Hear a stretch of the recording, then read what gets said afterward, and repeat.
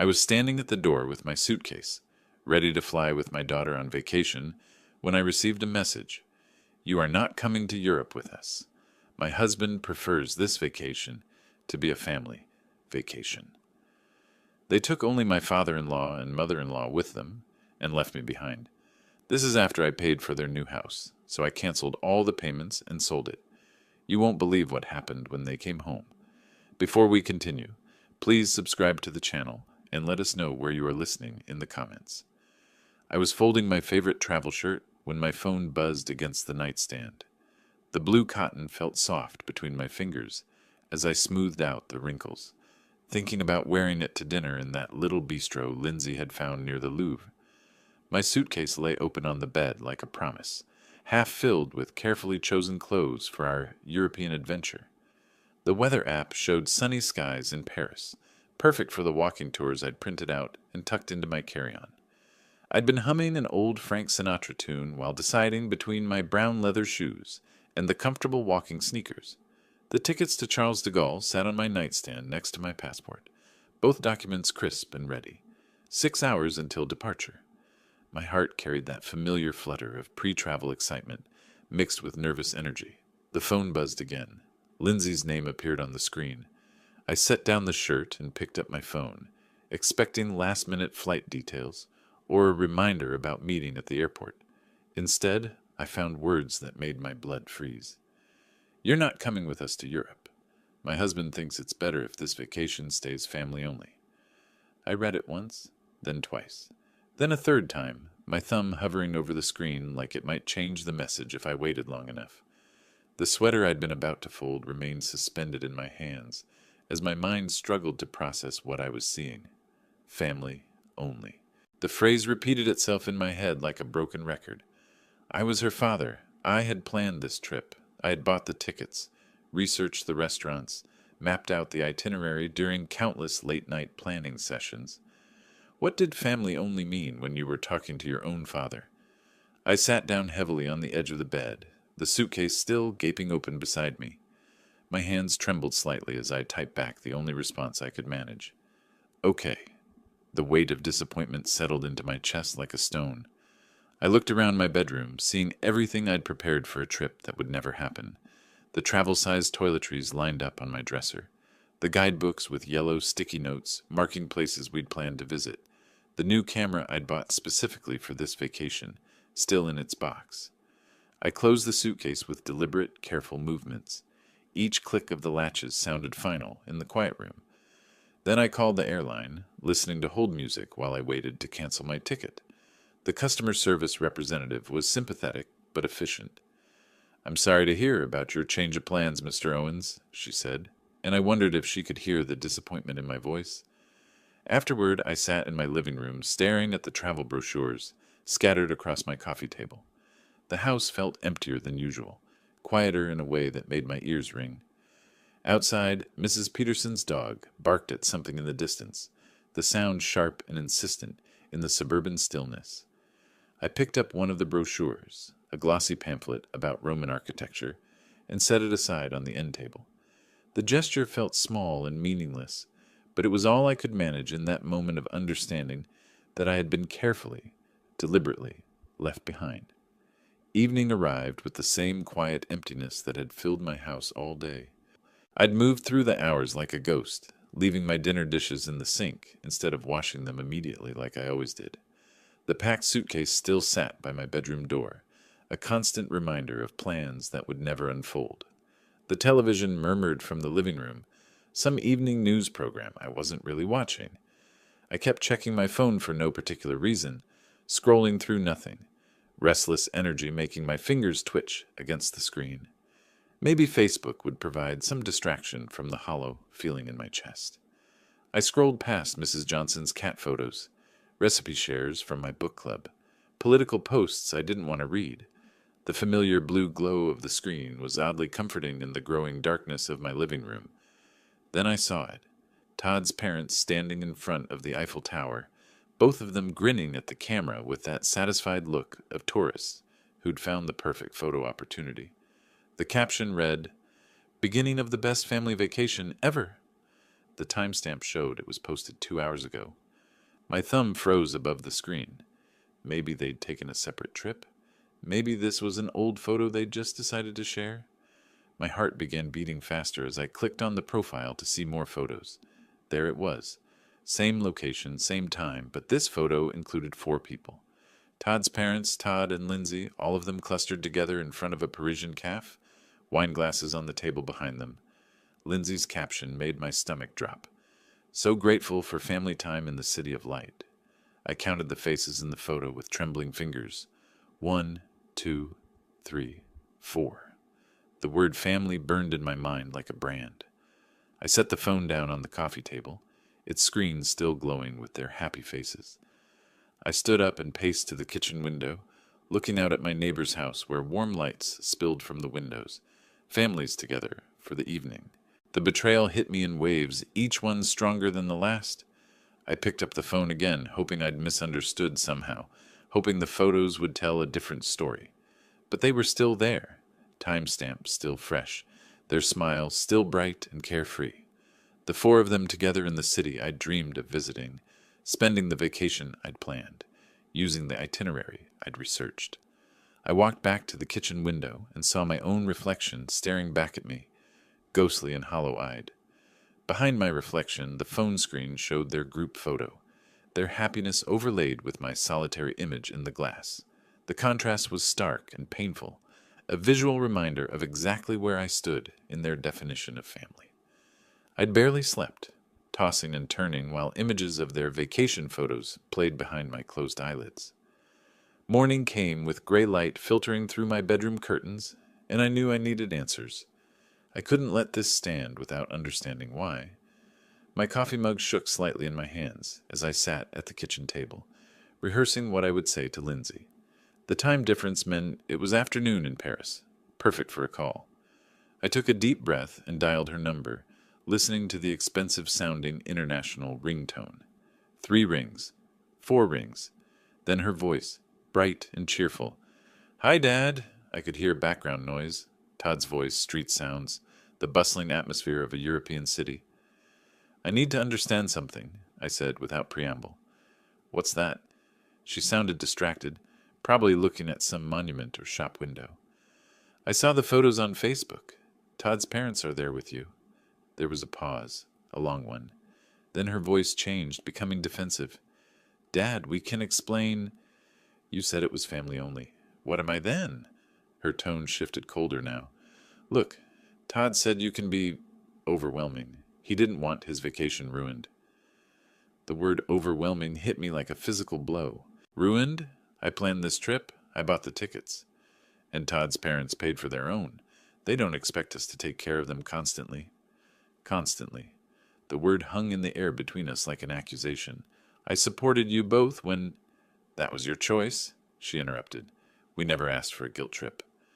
I could hear Todd laughing in the background about something else entirely, his voice carefree and oblivious to our conversation.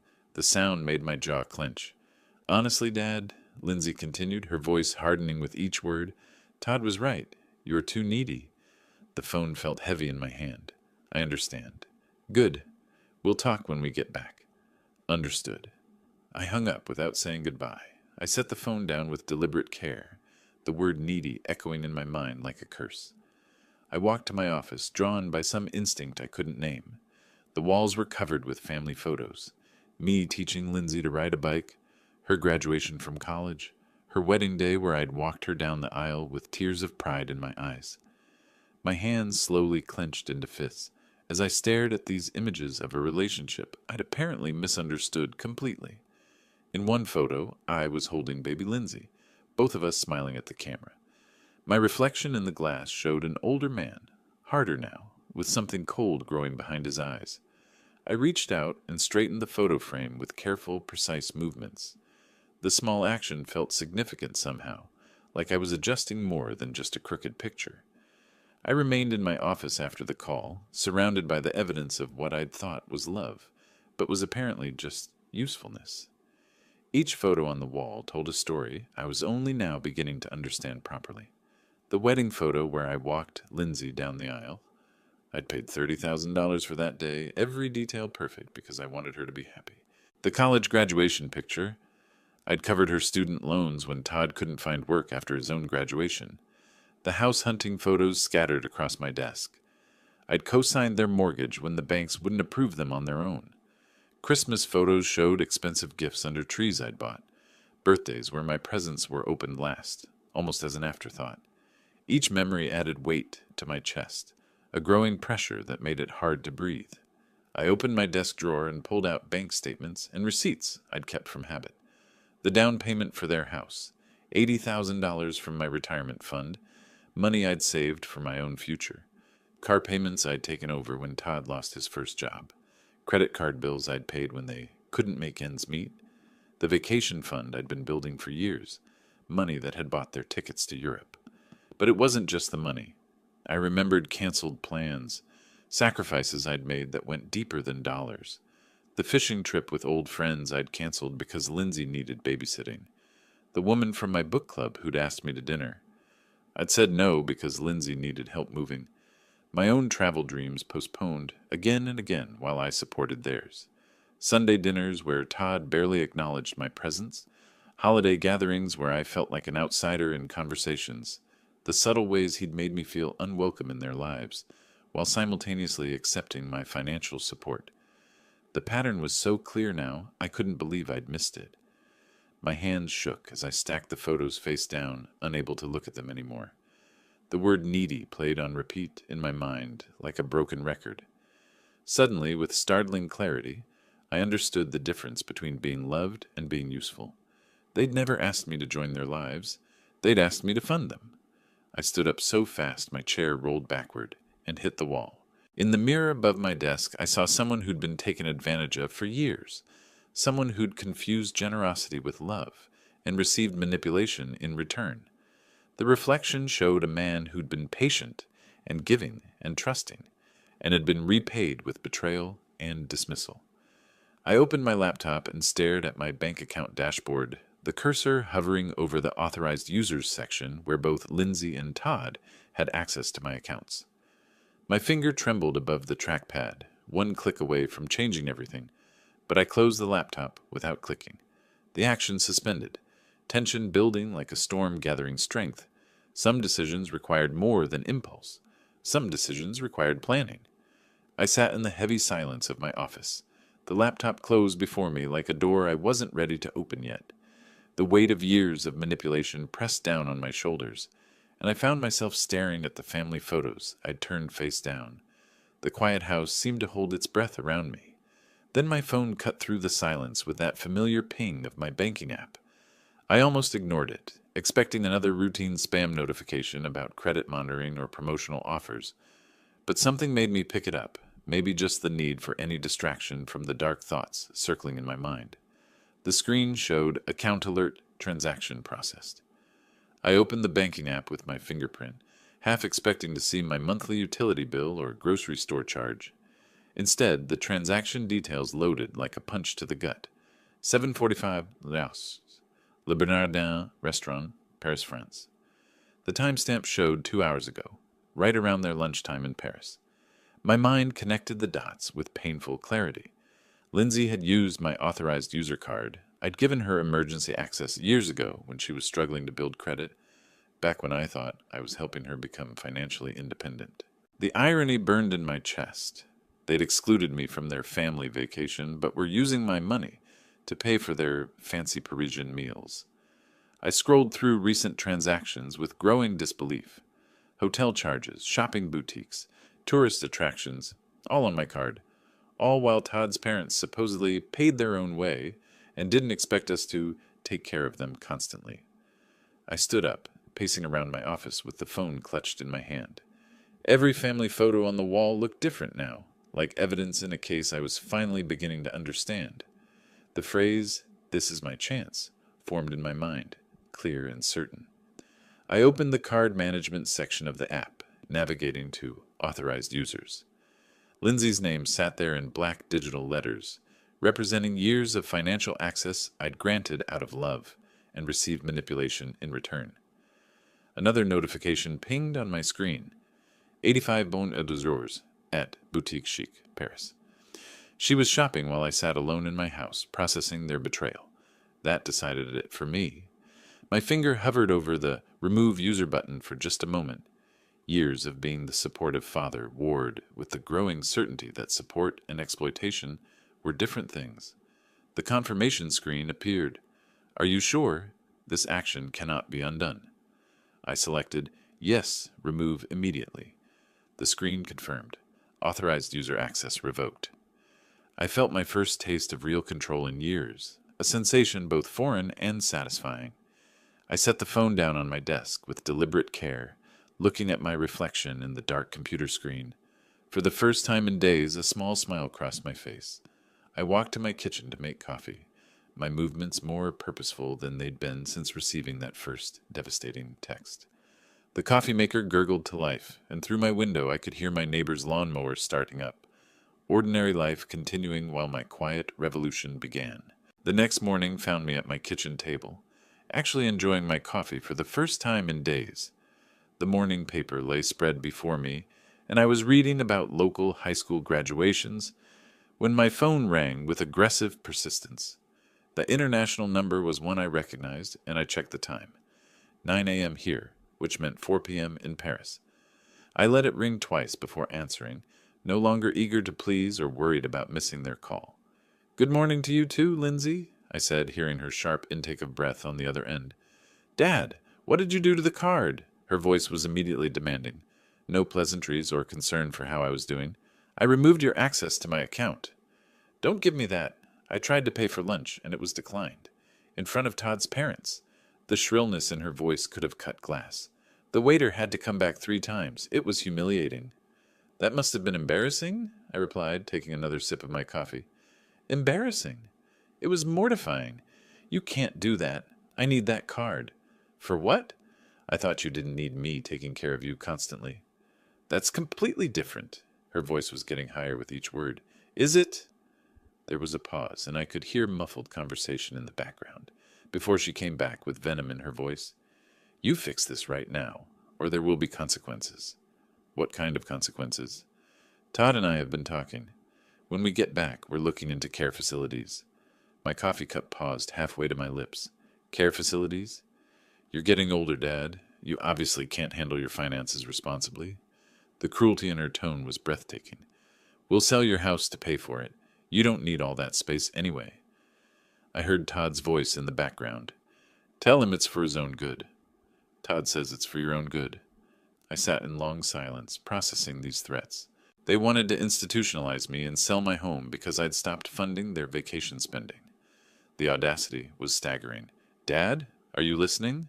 Restore my card access. I heard every word. Good, so you'll fix it? No. What do you mean, no? I mean no. Enjoy the rest of your family vacation. Dad, don't you dare. I hung up and set the phone face down on the table. My hands were steady as I took a long sip of coffee, looking out my kitchen window at my well-maintained yard, this house I'd lived in for 30 years, paid off in full, with my name alone on the deed, the house they thought they could sell to warehouse me somewhere convenient. I stood up with new purpose, leaving my coffee unfinished, and walked toward my home office with determined steps. There was work to be done. I pulled my house deed from the filing cabinet, spreading it across my desk like a battle plan. But it wasn't my own deed I was studying. It was the second property document, the one for Lindsay and Todd's house on Maple Street. My name alone on the title, just as it had been since I bought it for them. I remembered the conversation 2 years ago. Just for the mortgage approval, sweetie. We'll transfer it to our names once everything's settled. They'd been too busy with their lives to handle the paperwork, always promising to get around to it next month, next season, next year. I found Marcus Chen's business card in my desk drawer. He'd sold me both properties, a trustworthy man who understood discretion. I grabbed my keys and headed for the door. The drive to his office took me through familiar Davenport streets. Mrs. Patterson waved from her garden as I backed out of my driveway, her friendly gesture a reminder of the ordinary morning this appeared to be. 20 minutes later, I parked at Chen Real Estate, housed in a converted Victorian that Marcus had restored with obvious care.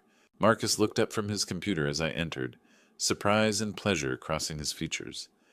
Gary, Good to see you. How's retirement treating you? I need to sell the Maple Street property. Quickly. He paused, his experienced eyes reading something in my expression. The house you bought for Lindsay, is everything all right? Everything's fine. I just need it sold. What's the market like? Marcus turned to his computer, pulling up comparable sales with professional efficiency. Market's hot right now. Properties like that, in that neighborhood, 180,000, maybe 90,000. The number hit me with satisfaction. I'd paid $130,000 2 years ago. How quickly are we talking? Marcus asked. As soon as possible. Price it to move. He pulled out listing paperwork, property inspection schedules, his movements practiced and reassuring. We'll need photos, maybe some staging. I can have my team there tomorrow. The house is currently occupied. Oh, will Lindsay be handling the showings? Lindsay's in Europe. I have keys. Marcus looked slightly confused, but professionally accepting. We discussed listing price, commission, closing timelines. I signed the listing agreement, my signature firm and decisive. I'll start marketing immediately, Marcus said. In this market, we could have offers within days. We shook hands, and I appreciated his professionalism, the way he asked no unnecessary questions. Walking back to my car, I felt lighter than I had in days. The classical music from my radio filled the silence as I drove slowly through downtown Davenport, seeing my hometown with new eyes. At a red light, a young family crossed the crosswalk, father carrying a toddler, mother pushing a stroller. I remembered when Lindsay was that age, before everything became about money and manipulation and what I could provide rather than who I was. I pulled into my driveway and sat for a moment, looking at my mailbox with Owens painted on it in faded letters. The name felt different now, like it meant something again. I walked up my front steps, keys jingling in my hand, a sound that promised more changes were coming. Inside my house, I opened my laptop to find an email notification from the real estate listing service. Property listed successfully appeared on the screen, and I felt a surge of satisfaction seeing those words. But there was more work to be done. I opened a new browser tab and searched Moving Services Davenport, Iowa. Large corporate companies filled the first results, but I scrolled past them, looking for something personal and reliable. I found Dave's Honest Moving, a small operation with good reviews, family-owned for 15 years, the kind of business where you talk to the owner, not a call center. I dialed the number, hoping for exactly that. Dave's Moving. This is Dave. The voice was deep, straightforward, no corporate script. I need help moving some belongings tomorrow. It's a time-sensitive situation. What kind of timeline are we talking about? Tomorrow morning, if possible. It's a full house worth of items. Where are we moving from and to? Dave asked. I gave him Lindsay's address, explaining that everything needed to go to storage. Storage unit lined up? He asked, and I realized I needed to arrange that too. I can recommend Secure Storage on Brady Street, Dave continued. Work with them all the time. Want their number? Within minutes, I had Janet from Secure Storage on a three-way call, discussing logistics. For a full house, you'll want at least a 10x20 unit, Dave advised. First month paid in advance. That's $120, Janet added. I'll take it. Could someone meet us there tomorrow? Back on the phone with Dave, we finalized the details. My truck and two guys, we can start at 8 a.m. What's the address again? I provided Lindsay's Maple Street address, adding, The residents are out of town. I prefer to have everything done before they return. Understood. Family situation? Dave's tone suggested he'd navigated these waters before. Something like that. Been there myself. Will be efficient and respectful. After ending the calls and paying for storage online, I made myself dinner with an appetite I hadn't felt in days. I set my alarm for 6:30 a.m., earlier than my usual retirement schedule, and laid out work clothes, my old jeans and boots from my contracting days, before I'd become someone who funded other people's dreams instead of pursuing his own. I sat in my living room watching the evening news with different attention. The weather forecast promised clear skies, perfect for moving. Everything was falling into place with a precision that felt both satisfying and inevitable. That night, I double-checked that my phone was charging, setting it on my nightstand next to a glass of water. In the bathroom mirror, brushing my teeth, I saw someone I barely recognized, Someone ready for action, someone who'd stopped waiting for permission to take control of his own life. I arrived at the Maple Street property at 7:45 a.m., 15 minutes early, as was my habit. The familiar house looked different to me now, not my daughter's home, but simply a property that needed to be cleared. Dave's moving truck was already parked outside, engine running, exhaust visible in the crisp morning air.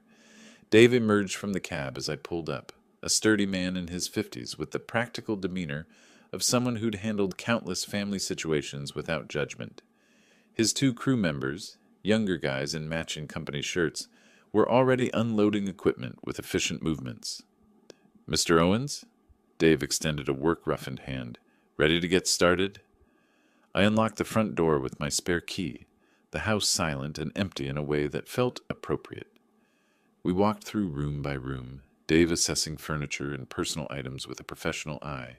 "This is going to take about 3 hours, maybe 4 with the heavy pieces," he said, making notes on his clipboard. I pointed out what belonged to Lindsay and Todd, which was everything. The expensive sectional sofa I'd bought them last Christmas, Todd's elaborate home office setup with gaming equipment, Lindsay's extensive wardrobe that filled 2 walk-in closets. The crew started with boxes from the bedrooms, wrapping and labeling with systematic care. I insisted on helping, despite Dave's protests about liability. "I'm not that old," I told him, earning a grin from one of the younger workers. Soon I was carrying boxes labeled Lindsay's books and Todd's sports equipment, feeling a strange satisfaction at seeing their possessions being packed away so methodically. In their bedroom closet, I found photo albums from their wedding. Flipping through, I noticed I was conspicuously absent from most pictures. Todd's family prominent in every shot, while I appeared in maybe 3 photos, always at the edges. I closed the album and handed it to Dave's crew. Room by room, we cleared out expensive items I'd forgotten I bought them. Designer handbags, electronics, the leather dining set I'd purchased for their first anniversary. My back started to ache, but I pushed through, driven by a purpose I hadn't felt in years. In what would have been a future nursery, I found baby furniture they'd optimistically assembled for grandchildren that never came. For a moment, doubt crept in. Was I being too harsh? Then I found Todd's credit card statements showing luxury purchases while they claimed poverty to me, and the doubt evaporated completely. "You okay, Mr. Owens?" Dave asked, noticing my pause. "Just memories. Keep going." By 11:30 a.m., we finished our final walkthrough of the empty house. Rooms echoed differently now, afternoon sunlight streaming through bare windows onto vacant floors. I locked up and pocketed the keys, following the moving truck to secure storage, where I watched their belongings disappear into Unit 47B. I paid Dave in cash, adding a generous tip. "Hope everything works out for you, Mr. Owens," he said with genuine warmth. Driving home alone, I saw my phone light up with a Facebook notification. I pulled into my garage, the device still buzzing in the cup holder, like an insistent reminder that my quiet morning was about to become much more complicated. Inside my house, I finally checked the buzzing phone to find multiple Facebook notifications. Lindsay had posted angry status updates. "Some people have no respect for family privacy." The comments showed friends asking what happened, with Lindsay playing the victim to perfection. I closed Facebook without responding and called Marcus Chen back. "Gary, great news!" Marcus's voice was excited. "We have a serious buyer, cash offer." "Already?" "Young couple, just relocated here for work. They love the neighborhood." He paused for effect. "Offer amount is $185,000, higher than we expected." The number hit me with satisfaction. "When do they want to close?" "That's the thing. They want to close immediately. They could move in this weekend if possible." I checked my calendar. Today was Thursday. "This weekend?" "They're in a corporate apartment, month to month. Very motivated buyers." Marcus's enthusiasm was infectious. "Can you handle expedited closing? I can have paperwork ready by tomorrow." "Make it happen." Friday morning found me at the title company office, signing papers with methodical precision. I met the buyers, Michael and Sarah Thompson, early 30s, the kind of hopeful young couple that reminded me of Lindsay and Todd before cynicism took hold. "We love what you've done with the landscaping," Sarah said during our final walkthrough of the empty house. I didn't mention it wasn't my landscaping. "It's perfect," Michael said, accepting the keys. We can move in tomorrow morning? The bank transfer confirmation appeared on my phone. $185,000 minus realtor fees equaled $172,500 profit. I'd turned my gesture of paternal love into a solid business win. Saturday morning, I decided to drive by the property one last time. I arrived to see a U-Haul truck in the driveway, Michael and Sarah directing movers with infectious energy. A baby crib was being carried inside, young families starting fresh in a house that had seen too much disappointment. I parked across the street, watching Sarah plant flowers in the front garden while Michael assembled a swing set in the backyard. My phone rang with an international number, and I answered just as a taxi pulled up to the house. Perfect timing. Lindsay stepped out first, exhausted from travel but immediately alert as she surveyed the scene. Todd paid the driver, his face shifting from confusion to alarm as he processed the U-Haul truck and strangers in what he considered his driveway. "Excuse me," Todd called to Sarah, who looked up from her gardening with friendly curiosity. "What are you doing in our house?" Michael appeared in the doorway, paperwork in hand. "Your house? I think there's been a mistake." I got out of my car and walked calmly toward the scene, pulling an envelope from my jacket pocket. Lindsay spotted me, her face shifting from confusion to understanding to pure fury in the span of 3 seconds. "Dad, what is going on here? Why are strangers in our house?" Lindsay's voice carried that sharp edge I'd grown tired of hearing. Michael and Sarah exchanged worried glances, Sarah still holding her gardening trowel, like she might need to defend her new home. "Sir, I don't know who you are," Todd said to Michael, "but you need to move your belongings out immediately." Michael held up his paperwork. "I have the deed right here. We closed yesterday." "That's impossible. This is our house." Sarah's voice was small but determined. "Maybe we should call the police?" I stepped forward, my voice carrying the calm authority I'd learned in my years managing construction projects. "That won't be necessary." Lindsay's tone turned demanding. "Dad, fix this. Now." I addressed Michael and Sarah first. "I'm sorry for the confusion. Please continue with your move-in." Then I turned to Lindsay and Todd. "The house was sold because it belonged to me." Todd's face reddened. "What do you mean belonged to you?" "Check the original deed. It was never transferred to your names." Lindsay's voice rose to that familiar shriek. "You can't just sell our home." "I can sell my property," I replied evenly, which is exactly what I did. "This is theft. We'll sue you." Todd was practically shouting now. "With what money? I believe your credit cards were declined in Paris."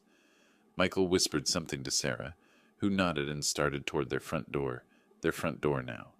"Please go inside," I told them. "This doesn't concern you." Lindsay's voice turned desperate. "Where are we supposed to live? Where are our things?" I extended the envelope I'd been holding. Todd snatched it, tearing it open with angry fingers. He read aloud, "Secure storage, Unit 47B, Brady Street." "Storage?" Lindsay's voice cracked. "You put our life in storage?" "I preserved everything carefully. First month's rent is paid." Todd crumpled the paper. "This is insane. You can't do this to family." "Family doesn't exclude fathers from family vacations. That's completely different." "Is it?" Todd stepped closer, trying to intimidate through proximity. "We'll contest this. We'll fight you in court." "The sale is legal. The property was mine." Lindsay's voice turned manipulative, the tone she'd used since childhood when she wanted something. "How could you do this to your own daughter?" I looked at her for a long moment. "How could you do what you did to your own father?" Sarah emerged from the house, concern evident in her voice. "Is everything all right?" "Everything's fine," I said to her. "Enjoy your new home." Lindsay and Todd stood on the sidewalk, their European luggage still in hand, looking like tourists who'd taken a wrong turn into someone else's life. I walked back to my car with measured steps, my work boots solid on the pavement. "This isn't over," Todd shouted behind me. I got into my car and started the engine, classical music resuming where it had left off. "Yes, it is." 3 months later, I was reading the morning paper when my doorbell rang. A process server handed me legal documents, Lindsay and Todd's lawsuit. I signed for them without surprise. By afternoon, I was reviewing the court's decision in my kitchen. Lawsuit dismissed. Property owner had legal right to sell his own property. The judge had been thorough and unsympathetic to their claims. Todd and Lindsay were responsible for their own attorney fees. My lawyer called within an hour. Clean victory, Gary. They have no grounds for appeal. The local newspaper ran a small article. Family property dispute resolved. I filed everything in my new folder, labeled Legal Victory, and moved on with my day. The town's gossip network had been buzzing for months. At the coffee shop, I overheard conversations. I always thought that son-in-law seemed entitled. Others said, Gary Owens worked hard his whole life. He deserved better. Some disapproving voices murmured, families should stick together. But I'd learned to let others' opinions roll off me like water. Running into Marcus Chen at the hardware store, he asked, How are you doing with everything? Better than I expected. That afternoon, I visited the pet store I'd noticed months ago. Max, a 3-year-old golden retriever, was looking for a new home because his family was moving overseas. He's been with a family, good with people, loves car rides, the owner explained. I knelt down, and Max approached immediately, tail wagging like he'd been waiting specifically for me. The connection was instant, Max seeming to understand my loneliness, me recognizing his need for a companion who wouldn't abandon him. An hour later, Max was riding shotgun in my car, head out the window, both of us heading toward something new. That first night, he slept by my bed, and for the first time in months, neither of us felt alone. With Max at my feet, I researched travel trailers online. Best RVs for senior travel led me to articles about freedom and adventure. At RV dealerships, salespeople were eager to help. I test drove a 25-foot Airstream, perfect size for one person and a dog who'd claimed the passenger seat before we'd even signed papers. I used the trade-in value of my second car plus savings to purchase it outright. Max loved RV life immediately. We planned our route. National parks, small towns, places I'd always wanted to see but had postponed for family obligations. The morning we left Davenport, my house was prepared for extended absence. I'd arranged mail hold and asked neighbors to watch the property. Loading the trailer, I packed camping gear, Max's supplies, and one photo album. Pictures of Lindsay as a child, before disappointment changed us both. Max sensed adventure coming, his excitement infectious as I started the engine and checked the trailer connection.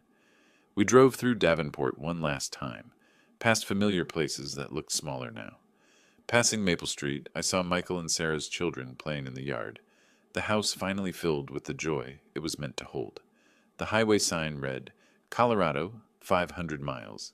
Max had his head out the window, my hand steady on the steering wheel, both of us finally free. That evening we stopped at a scenic overlook in Colorado. I opened a camping chair as the sun set over the mountains, painting the sky in shades of orange and purple I'd never taken time to notice before. Max settled beside me, content and loyal, no agenda beyond companionship. For the first time in years, I was exactly where I belonged. If you like this story, please like this video, subscribe to the channel, and share your impressions of this story in the comments. To listen to the next story, click on the box on the left. Thank you for watching.